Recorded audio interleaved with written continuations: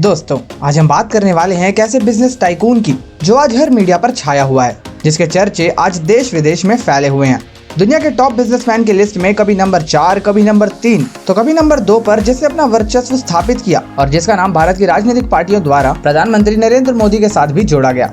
अब तक आप समझ ही गए होंगे कि हम दुनिया के सफल बिजनेसमैन गौतम अडानी के बारे में बात कर रहे हैं। जी हाँ दोस्तों, आज हम जानने वाले हैं गौतम अडानी के बारे में कुछ दिलचस्प बातें। गौतम अडानी को हाल ही में अपने बिजनेस में उतार चढ़ाव का भी सामना करना पड़ा है, लेकिन क्या आपको पता है कि एक बार गौतम अडानी को किडनैप कर लिया गया था? आगे इस वीडियो में हम आपको इस जानकारी से अवगत भी कराएंगे। आगे बढ़ने से पहले आपसे रिक्वेस्ट है, चैनल को सब्सक्राइब करके हमारे साथ वीडियो के अंत तक बने रहिएगा। सबसे पहले गौतम अडानी के जीवन के बारे में जान लेते हैं। एशिया के सबसे अमीर व्यक्ति गौतम अडानी की कहानी कुछ इस तरह है। दोस्तों, गौतम अडानी का जन्म 24 जून 1962 को अहमदाबाद, गुजरात में हुआ था।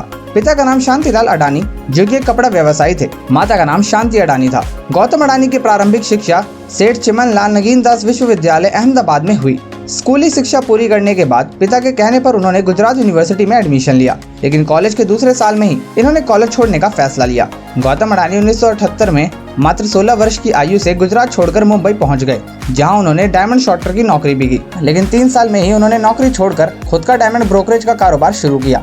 1981 में अपने भाई के कहने पर वापस गुजरात लौट कर आए, जहां उन्होंने अपने भाई के साथ मिलकर प्लास्टिक फैक्ट्री का काम शुरू किया।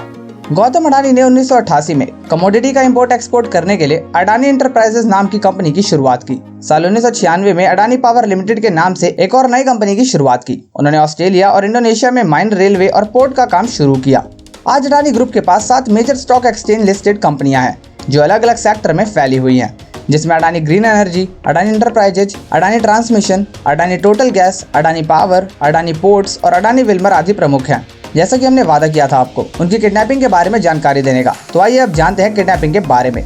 दोस्तों, कहते हैं कि हर कामयाब इंसान की कोई ना कोई एक ऐसी कहानी जरूर होती है जिसको वह पूरी उम्र भुला नहीं सकता। ऐसा ही हादसा गौतम अडानी के साथ भी हुआ था, या यूं कहें कि एक नहीं 2 हादसे हुए थे जो गौतम अडानी कभी याद करना नहीं चाहेंगे। आज हम इन हादसों की यहाँ पर बात करने वाले हैं। पहला हादसा 1 जनवरी 1998, यानी कि 1998 का नया साल, जिसे सब लोग एंजॉय कर रहे थे, लेकिन यह गौतम अडानी के लिए एक बुरे सपने से कम नहीं।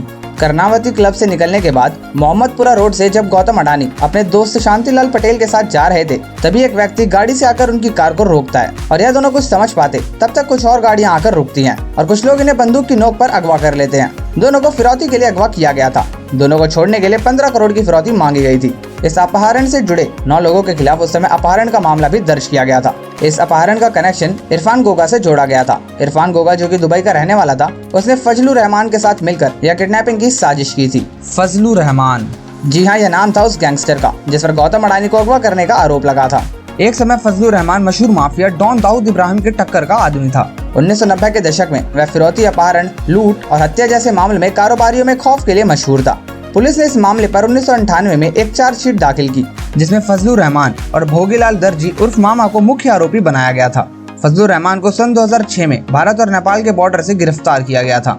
वहीं भोगीलाल दर्जी उस मामा को दुबई से सन 2012 में भारत में लाया गया था, लेकिन पर्याप्त सबूतों के अभाव के कारण उनके साथी आरोपियों को 2005 में ही बरी कर दिया गया था और इन दोनों को भी अहमदाबाद की अदालत के द्वारा 2018 में बरी कर दिया गया।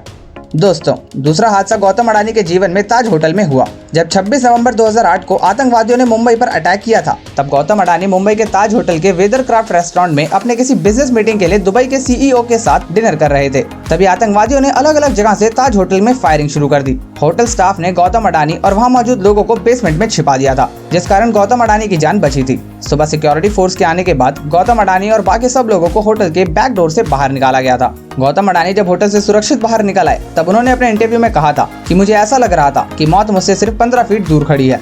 आज भी गौतम अडानी ताज होटल के इस भयानक दृश्य को भूल नहीं पाते हैं। वह उस समय अपने घर वालों से संपर्क में थे और भगवान से सबकी रक्षा की प्रार्थना कर रहे थे। हिडनबर्ग की रिपोर्ट के चलते गौतम अडानी की संपत्ति घटकर फरवरी 2023 में 33 अरब डॉलर तक चली गई थी और कभी बिजनेसमैन के टॉप 5 में शुमार गौतम अडानी टॉप 30 तक पहुंच गए। हिडनबर्ग की रिपोर्ट में दावा किया गया था कि गौतम अडानी कर्ज में डूबे हुए हैं। हालांकि इस बात में कितनी सच्चाई है किसी को नहीं पता, पर इस खबर के बाद अडानी को कुल 45 अरब डॉलर का नुकसान हुआ। गौतम अडानी के जीवन से जुड़ी कुछ रोचक बातें और भी हैं, आइए उन पर भी नजर डाल लेते हैं। साल 2022 में उन्होंने अपने जन्मदिन के अवसर पर 60,000 करोड़ रुपए का दान किया। गौतम अडानी आज भी अपनी व्यस्त जिंदगी से समय निकालकर अपने परिवार के साथ लंच करते हैं। अडानी फाउंडेशन के नाम से गौतम अडानी अब तक 40 लाख बच्चों की मदद भी कर चुके हैं। तो दोस्तों, यह थी कहानी गौतम अडानी की कि कैसे एक मशहूर बिजनेसमैन का किडनैप हो जाता है और किस तरह वे मौत के मुंह से निकलकर वापस आ जाते हैं। अगर आपको ये जानकारी पसंद आई हो तो अपने दोस्तों के साथ शेयर जरूर करें और अधिक जानकारी के लिए आप हमारे चैनल को सब्सक्राइब भी करें ताकि ऐसी रोचक जानकारी हम आप तक पहुंचा सकें। ऐसे ही किसी और अन्य जानकारी के साथ हम आपसे फिर मिलते हैं। धन्यवाद।